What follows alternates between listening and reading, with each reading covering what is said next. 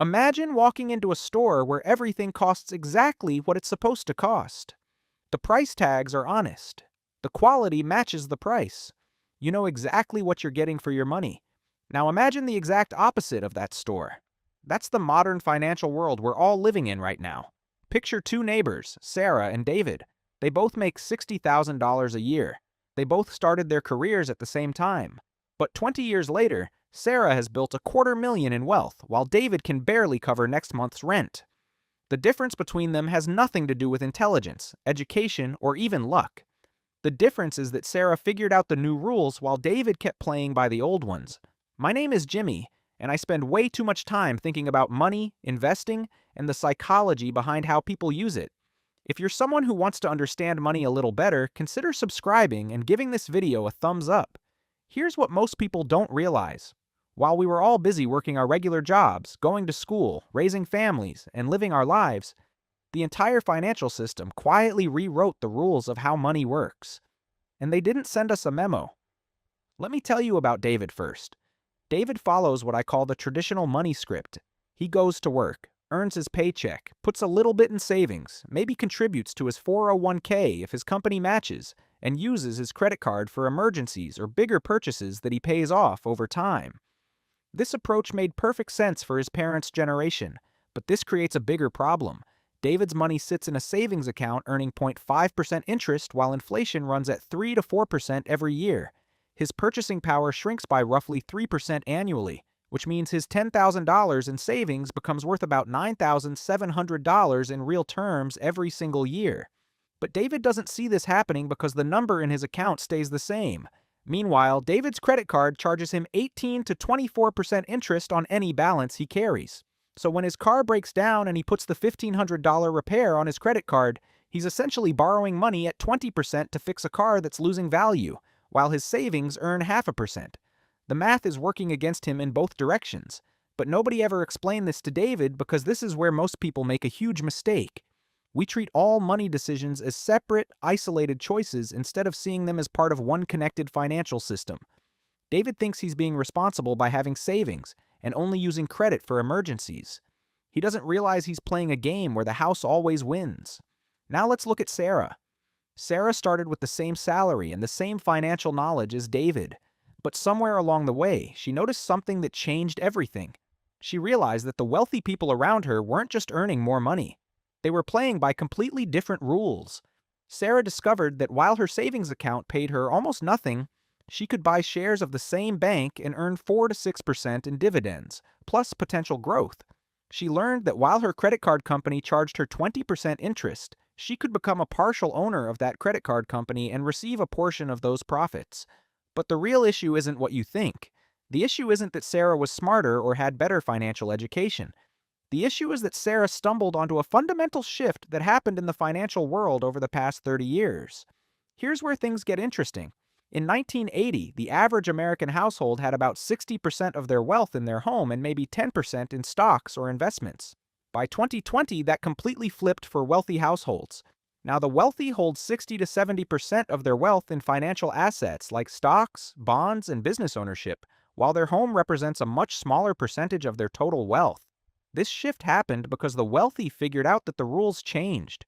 They realized that in a world where central banks print trillions of dollars and interest rates stay artificially low, cash becomes trash and assets become king.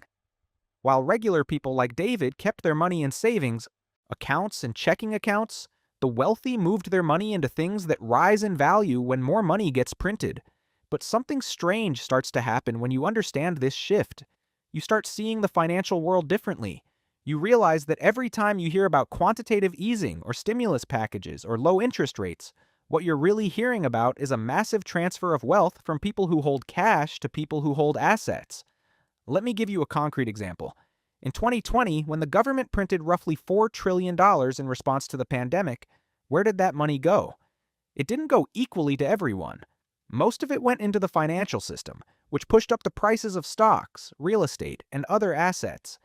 People who owned those assets got richer. People who only had cash in the bank got relatively poorer, even if they didn't realize it. Sarah understood this intuitively. When she saw asset prices rising faster than her salary, She didn't get frustrated and complain about inequality. She asked herself a different question. How do I get on the other side of this equation? And this is where most people make a huge mistake. They think investing is risky while saving cash is safe. But in the current financial environment, not investing is actually the bigger risk. Your cash is guaranteed to lose purchasing power over the time.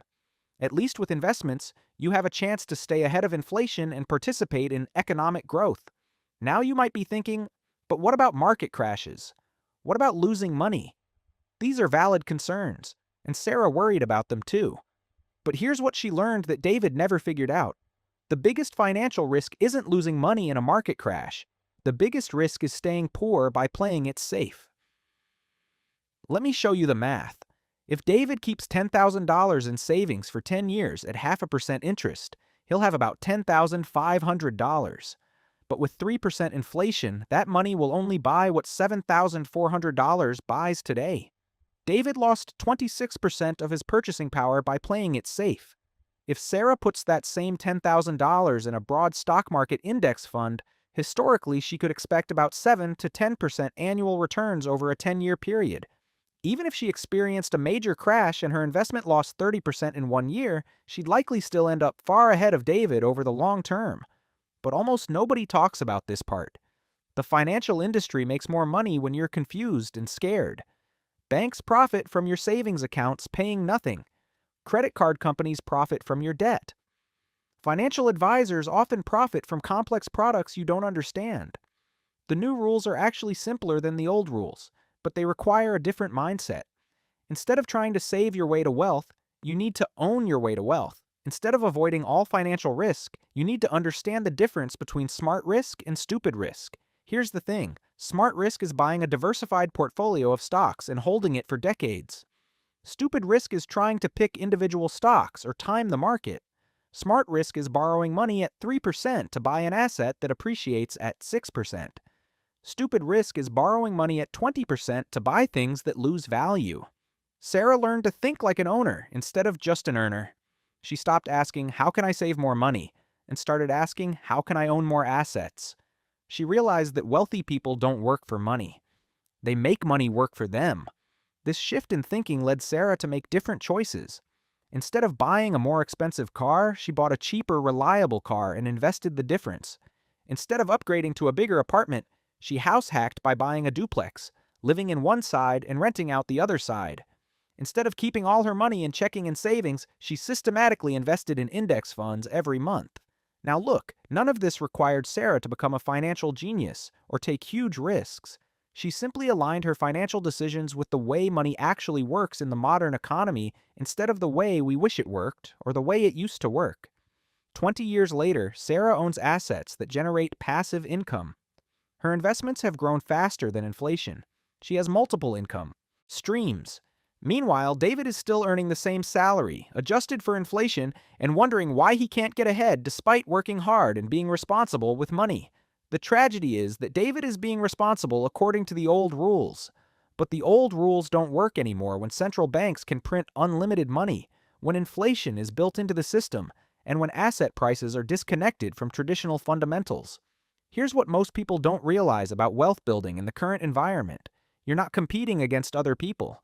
You're competing against money printing and inflation. You're competing against a system designed to transfer wealth from people who hold cash to people who hold assets. The good news is that once you understand the new rules, they're not complicated to follow. You don't need to become a day trader or real estate mogul.